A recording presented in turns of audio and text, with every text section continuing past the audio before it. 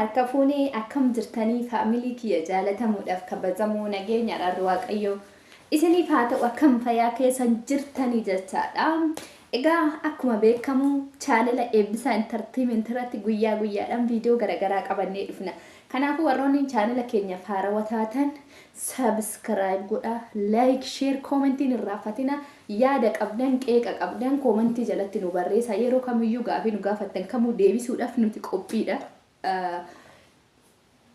jechaadha.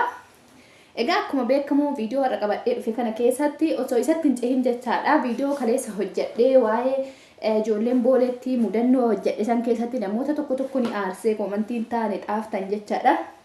Cal'isii shintibeeti kee dhiqinaan jette takka qashtiitiyya shintibeeti dhiquun bar waan guddaadha laal kana qabamanii mee amma barataan tokko yookiin warri digrii qabu mootummaan Itoophiyaatu abiyyimtu biyya kabushaa jiru ji'aan haganu nyaannu nyaata hin nyaatu ji'aan barkuma 90 nyaachaa jirra hin qoostaayi.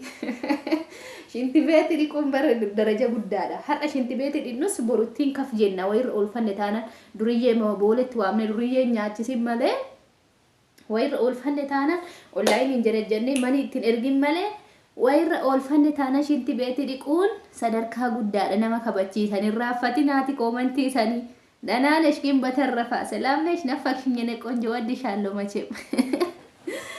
Inna har'a viidiyoo har'aa kana keessatti immoo maal isinii himuu dhufe jechaadha. Akka asii ol mi'aawu achii gadi mi'aawu jette jedhan haati intala gaafa intalli ciniinsifattu jechaadha da'umsa irratti. Isinii gala jedhee yaada waa'ee commentii saniifin jedhe. Egaa akkuma beekamu guyyaa har'aa kana immoo obboleettiin keenya takka gaafii wayii na gaafattee fuulli kiyya gara tokkoon na gurraacha'a mee waan qoricha fuulaa naa fidiidhaan jette jechaadha. Fuula kee kana dura waan biraa hin barsiisne yoo ta'e kireemii adda addaa hin barsiisin ta'us immoo kireemii bakkee dhabittee hin fayyadamin jechaadha. Faarmaansii dhaqiitii faarmaansiitti xabaasa fuula keetirra jiru san itti mul'isii siif kennama haala fuula keetitti irratti. Gogaan fuula namaa kun akka qaama biraa miti baay'ee haphiidha jechaadha. Gogaa fuula keenyatii fi amma fakkeenya saamunaa qaama dhiqanne yoo fuula keenya dhiqanne fuula keenya irratti shifiniin adda addaa bukuuriin adda addaa bakka ni bahama nama gurraacha umaadati adda addaa baasuu dandeenya. Keessattuu ijoolleen gola madaamii jirtan sababa maaliitiif akka madaatiin fuula keessan irratti ba'u ni beektan hundi keessanuu sababa nyaata hojjenne yeroo hunda kicheenii keessa yeroo orru gizee qorraa kanaa wayya gizee ho'aa san ho'iin ho'aa kushiinan akkasitti ho'aa inkeeyyiifni banannullee nutti hin qabbaneessu jechaadha. Sababa saniif jedhee fuulli keenya sababa nyaata yeroo baay'ee hojjennuuf nu xabbafama. Qilleensa gaariin argannu mana keessa oolla aduudhaan waliin agarru. Sababa dhukkubni ayiraniin hanqinni dhiiga yeroo baay'ee qaama keenya keessatti kan mul'atu kana jechaadha. Aduun ayiranii dhiiga keenya akka dalaguu fi dabaliinsa ayiranii dhiiga keenya keessa jiru akka nu dabaluuf nu fayyaddi. Beektanii garuu kan ganama namoonni isinitti mijjatu namoonni boota aduutti argattan qabdan gibbima keessatti illee argattan gadi bahaatii aduu fudhadhaa jechaadha. Namni garuu fooqii faarra galtan in argattanii aduu bakki itti gadi baatan waan hin jirreef maal godharree akka biyya ofiitti galanitti obsaniituma hojjechuu wayyaa siniin jedha qimamochee. Isatti aansee viidiyoo kanatti yoo dhummoo kireemii kana asirra sii kaa'a suuraan asirra sii kaa'e kana kireemii kana bitadhu. Kireemiin kun mirxiidha. Giraama 50 saamunaa faana siif kennama faarmaansiitti yoo mul'ise sii kennan jechaadha. Faarmaansii hoo deemtee bitatte inni mirxiidha. Fuula keellee gurraachuma sirraa balleessa. Siila salasiisas jechaadha.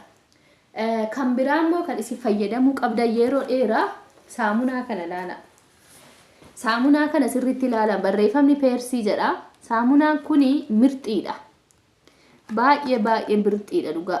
Ani fuula kiyya itti fayyadama. Fuulli kiyya na goggoga ture yoon isaa dhiqadhee ka'ellee amma garuu fuula namaa la sallasiisaa wanti irratti sirratti babba'ee hunda sirraa balleessa jechaadha.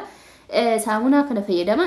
Saamunaan dooviin kunillee mirxiidha la. Isa onlaayinii suuqiidhaan bitina shooppiidhaan bitina bakka faarmaansiidhaa bita. Faarmaansiitu irra mirxiidha.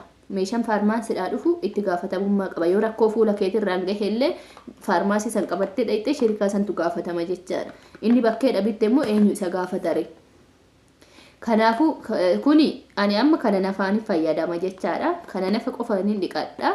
Kana immoo fuula qofaan dhiqadha. Wal keessa hin makuu jechaadha. Maaliif amma kana nafaan dhiqadhee yoon deebi'ee fuula dhiqadhee gogaan fuulatii fi gogaan nafa keenya garaagarummaa qabaa jechaadha. gogaan fuula keenya kun baay'ee lallaafaadhaa fi baay'ee haphiidha. Keessattuu waan keemikaala qabu fuula keessanitti hin dibatinaa. Waan keemikaala qabu fuula keessanitti hin fayyadaminaani. Of eeggannoo gochuun hin badu jechaadha. Ani fuula kiyya waan biraa na xaawwadhu dhugaa. Faaziliinii qofa na xaawwadha. Faaziliinii ni beektan ka. Faaziliinii qorraafa xaawwatan kan. Isa qofa na xaawwadha fuula kiyya waan biraa takka na xaawwadhu. Saamunaa kanaan dhiqadhaa. Fuula kiyya faaziliinii qofa na xaawwadha. Fuula keessan immoo dirqama of eeggannoo gochuu qabdan. Gogaan fuula keessanii kun baay'ee lallaafaa fi baay'ee haphii waan ta'eef kan nafaan dhiqattan, saamunaa nafaan dhiqattan, waan makamu waan nafa keessanii dhiqattanii akka fuula keessanii dhiqanne. Fakkeenyaaf yeroo shaaworii galtan shaamboo asirra gadi yaa'u san isaan fuula dhiqatu hin dhaqina. Isa ofirra dhiqaa balleessa dafaati. Shaamboo sirra mataa rigda sirra yaa'uu danda'a waan ta'eef dafaa ofirra tursiisina fuula keessanirraa dhiqaa. Sababa maaliifi akka fuulli keessan maadaatiin baasne, akka fuulli keessan gurraachi adda addaa asirratti isinitti hin hafne, akka bakka wantoota adda addaa akka fuula keessanirratti hin baane jechaadha finniisaan garaagaraa. Akkasumas immoo dubartoonni shifiniin as bakka kanatti isinitti bahu. Inni kun marsaa laguu yeroo ji'aan dhufu, maastireeshiniin keessan ji'aan zooree yeroo dhufu asitti shifiniin shif namatti jechuu danda'a. Inni hin bada yeroo bireediin keessarra dhaabbatee jedhetti hin badaa jechaadha. Kan asii yoo ta'e rakkoon qabu. Kan asii garuu sababa nyaata hojjettanii fi sababa ho'aatirraa, sababa boqannaa dhabuutirraa sammuu keessan kanallee firii godhaa hin cinqaminaa. Addunyaan hin guuttu. Duuban fiigina dhugaa of kaba nyaata qusa filatamaa nyaadha. Argattan gashaa. Haga madaamin naalaattu nyaadhu. Madaamin kameeraadhaan argitaa si argitu. Maa nyaattu siin jette si aganchitu. Ijoollee baay'een dhukkuba coggaarraa kan qabamanii maalirraayi? Dhukkuba kalee kan qabamanii maalirraayi? Hanqina nyaatatirraayi. Coggaarran keessan beeloftanii sinduugee gizee beeloftanii coggaarra sin dhumatetti yoo nyaata itti nyaattan nafti keessan beela san cufuu laaltan malee uumaa sinii fayyadu nafa keessanitti hin goru bakka. Kanatti isin eeggata garaan boccorrate. Inna akkasini jedha faamilii kiyya dhugaa baay'ee of eeggannoo godhaa of qusadhaa. Akkuma isinitti kana dura shaamboo rifeensa keessan immoo rifeensi kiyya baay'ee ilaanaa laafee jira. Bakka amman tokkosne dhugaa akkasumatti qabsiifadhe malee hin tokkosne. Tuksii dhiisee jira maaliif yoo filadhee normaalii fidaa normaalitiin naa filama jechaadha naa lallaafee durallee laafadha mataan koo jidduudhaan keemikaala akkuma isinitti qalamii dibee balleesse malee mataan kiyya gaarii ture jechaadha. Kan biraa immoo maal isiniin jedha seetanii mana keessatti wanti isin qopheeffattanii dibachuu qabdan. Kana dura viidiyoo isin hojjedheen ture sammuunan biyya galeessan jechaadha. Viidiyoon ani hojjedhe irdii jettanii urgoo maankaa tokko jettanii damma maankaa tokko jettanii kana walitti kallaxxanii hanqulaalii takka cabsitanii hanqulaalii bishaan adii san keessa gannaxxanii boora keessa jettu san bichaa itti gootanii waliin rukuttanii fuula keessa yoo dibattan fuulli keessa lallaafuu danda'a. Keessattuu ijoolleen gogaan fuula keessan yoo dhiqattan goggogaa ta'ee jajjabaataa ta'ee shifiniin adda addaa isinirratti ba'ee isin rakkisu isa kana fayyadama. Waan mana keessan keessa jiru jechaadha. Waan gola madaamii jirtan itti argachuu dandeessa yeroo salphaa. Kan biraa immoo tokkos jira. Ruuzii xiqqoo akkanumatan akkatti qiccee hin daakta jechaadha. Shorbaa shufaanii sanillee akkasumatti hamma ta'u qiccee barbaadde biyyaadhaan siiniidhaan qicuu dandeessa. Akkanumatti gimmitiidhaan waan xiqqoo ishii jechaadha. Daaktee lafa godhattaa. Hingilchitaa keessa bullaa ishiisa fudhatta jechaadha. Bullaa ishiisa fudhattee maankaa tokko lachuurrayyuu saanitti qiccee jechaadha. Viidiyoo daakkadheen an qaba garuu ammaaf hin qopheessine malee silaa isinitti mul'isa. Urgoo qabuuf maddiidha. Urgoo qabaadhee hojjedhee isinitti argisiisa. Kana dura garuu viidiyoo hojjedheen ture. Viidiyoo kiyya bileelistii jala deemati ilaalaa gadi deemati. Waa'ee fuula kanarratti jechaadha taambidanii fuulatti irratti hojjedhee isinii boosoteen ture kana dura.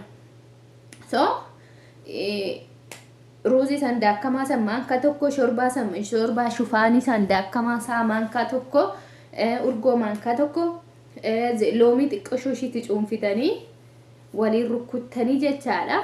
Ofitti dibdanii daqiiqaa 15 fuula keessanirra teechistan. Fuula keessanirratti yoo inni goggoge akkanatti ofirraa kaachistu. Akkanatti ofirraa kaachistanii kaatanii too sirraa caa jechuudha. Deemtee saamunaa kanaan dhiqatta fuula kee. Saamunaa kanaan dhiqatta immoo kanallee arganne ta'e kana kun immoo bakka dhabame qabu doovii kun jechaadha boota hundatti argama.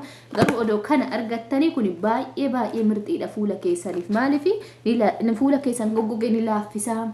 Las godhaa gurraachuma adda addaa isinirraa balleessa jechaadha. Dhiqattee sana booddee vaaziliinii kee xaawwatta jechuudha. Ani vaaziliinii waan hin xaawwadhuu fi isin immoo waan kana dura barsiiftan fuulli nama kamitu waan barate barbaada waan ta'eef waan kana dura itti fayyadamaa turta itti fayyadamtu jechaadha. Faamilii kiyya qashtii uummata fiqirii isinin jaaladha. Gaafii qabdan kamiyyuu na gaafadha. Warroon immoo isin aarsu jechaadha. Waa'ee galiisa booletti mudannoo akkasii dhiira waaminaa jennisani. Namoota mudannoo waan akkasii isin aarsu maal isinitti fakkaate?